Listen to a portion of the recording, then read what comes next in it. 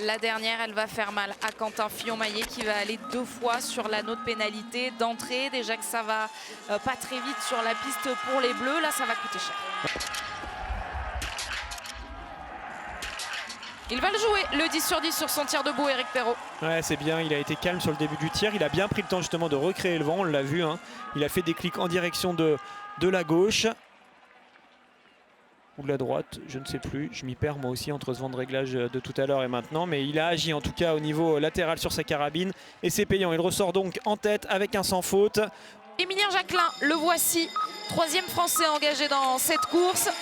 2e la semaine dernière du sprint de Soldier-Hollow derrière Éric Perrault. Emilien Jacquelin a fait fort, surtout sur la piste, il était assez impressionnant. Et puis je parle du podium sur le sprint, mais double podium la semaine dernière pour Emilien Jacquelin qu'on retrouve tout en haut de l'affiche.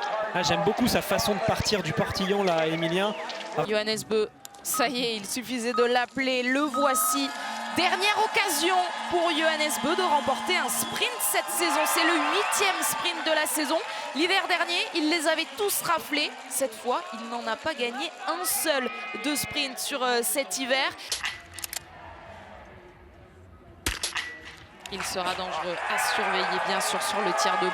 Tarier-Beu qui défend ce dossard rouge de leader du sprint va ressortir devant ou derrière Johannes Kuhn, peut-être dans la même seconde. Ouh là là, en plus il a un bel avantage, ouais, il joue la victoire mais il a un bel avantage, vous venez de le voir. Ponsiloma est ressorti juste devant lui. Mais...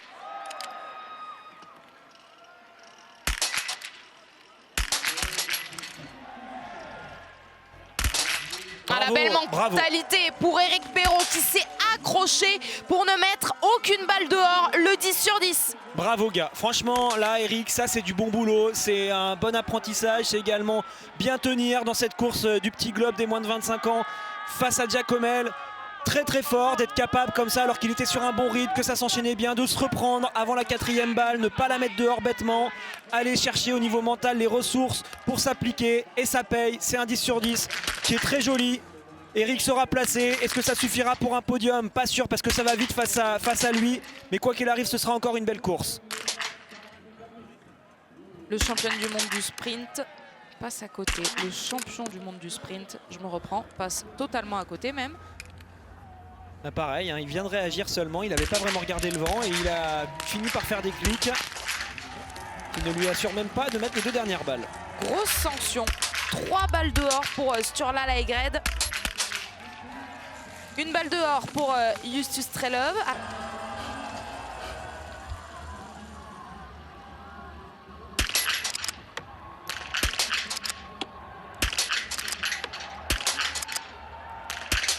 Le bel enchaînement et la belle sortie, on l'espère, pour Emilien Jacquelin. En tout cas, il n'aura pas à tourner à gauche pour aller sur la note pénalité. Ah, c'est très très bien fait. On a senti un bel équilibre entre de la vitesse naturelle d'exécution, mais quand même une maîtrise avec un certain contrôle, sans faire tout et n'importe quoi. C'est très bon là ce qu'a fait Emilien. Ça le replace. En plus, il est à 3 secondes de Samuelsson qui avait fait un bel écart.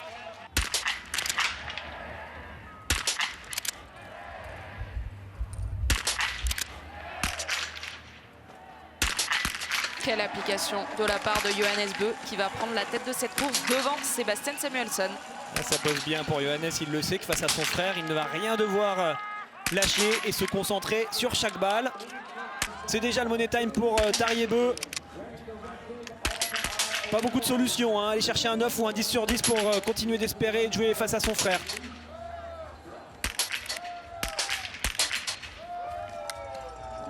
Même avec un 9 sur 10, il peut ressortir devant Eric. Vous le voyez, une belle avance avant ce debout.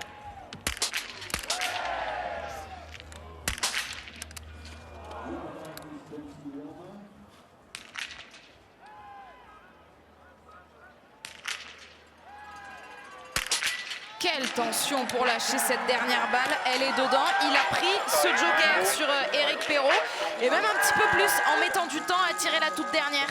C'est solide hein, quand même d'être capable de la mettre cette dernière. Elle est limite en plus tirée pendant qu'il bougeait encore. Il était encore en train de finir son expiration avant de couper complètement sa respiration.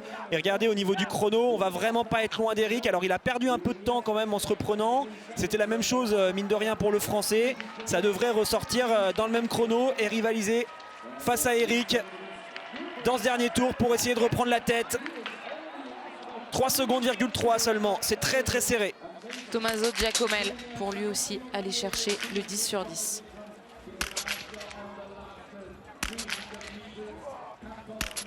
Il n'y aura pas de 10 sur 10, mais un 9 aujourd'hui pour Tommaso Giacomel dans sa lutte face à Éric Perrault. Et tout comme Tarrier, hein, ça va ressortir très proche du Français une fois qu'il aura terminé son anneau de pénalité parce qu'il a tiré vite et il avait seulement 18 secondes de marge au moment de son entrée sur le pas de tir. Allez, Quentin s'est remobilisé sur le debout, mais malheureusement il en aura quand même laissé beaucoup sur son coucher. Johannes Dalé qui est quand même en méforme hein, là depuis quelques courses. Du tir debout en tête devant Giacomel alors qu'on suit Emilien.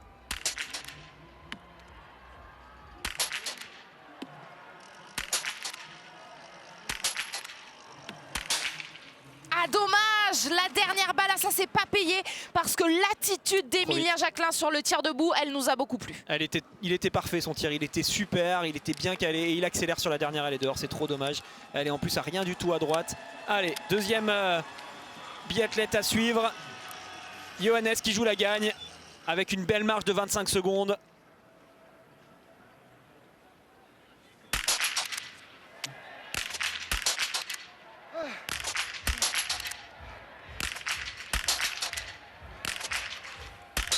Réglé. Il met toutes les chances de son côté pour la remporter, celle-là. Johannes Beu pour remporter le premier sprint cette saison. Lui qui n'avait pas réussi à gagner les 7 précédents. C'est net et sans bavure, c'est lui qui devrait aller la gagner celle-ci. On va suivre si quelques-uns sont capables de rivaliser, mais vous allez également voir au passage qu'il y en a un qui est ressorti deuxième ex aequo avec Samuelsson de ce pas de tir, c'est Emilien. Ça joue le podium pour Emilien Jacquelin dans le dernier tour face à Samuelsson, face à Giacomel et face à Tarrier qui lui est en train de se bagarrer pour rester devant Éric, mais il a de la marge sur le dernier intermédiaire, il avait 15 secondes d'avance sur Éric.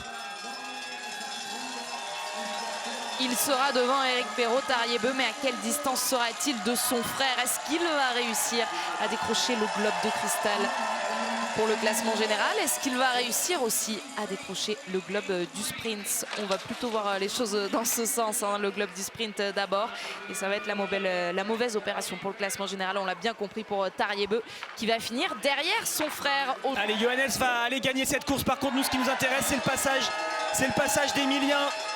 Il est rebasculé derrière Tarrier Beu et Giacomel. Il va peut-être sortir du podium pour faire 4e aujourd'hui, Emilien. Plus d'une minute d'avance pour Johannes Beu qui met une claque à tout le monde. Emilien Jacquelin, le voici. Où se situe-t-il?